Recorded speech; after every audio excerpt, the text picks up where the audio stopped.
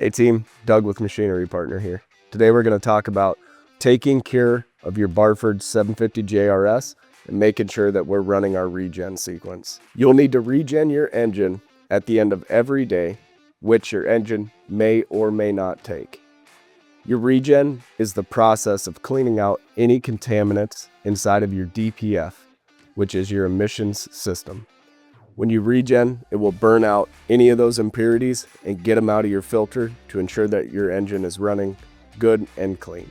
If you don't do your regens on time and you choose to ignore them, your Caterpillar engine will lock you out, derate, and make you call the dealer to come out and spend a day on site to get you back up and running. This will cost you valuable time and money. All you need to do is turn on your battery disconnect and start your engine.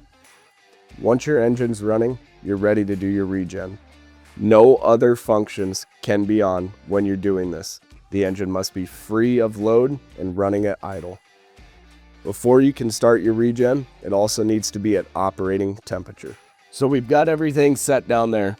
Our engine's running. We're ready to do a regen. It's as simple as crawling up. You can remove this side panel or open the access door. I've removed it for ease. Once you're in here at your deep sea panel, you'll notice that you have an e-stop and a little rocker switch here. This rocker switch is for your regeneration activation. It's as simple as this. Come up, open the door, have your engine running, and flick your switch.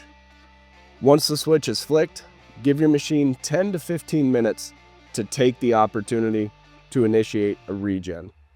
You'll notice a regen is active when your engine starts to idle up on its own and create its own load.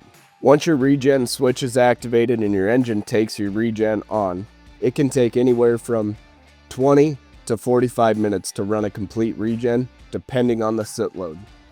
If you want to get into your deep sea panel, you can go through using the check mark and the navigation buttons on the left to find out what your sit load is. You should always make sure you run your regen to keep that sit load below 65%. When it's finished, your machine will idle back down and you'll be good to shut off your regen and go back to crushing.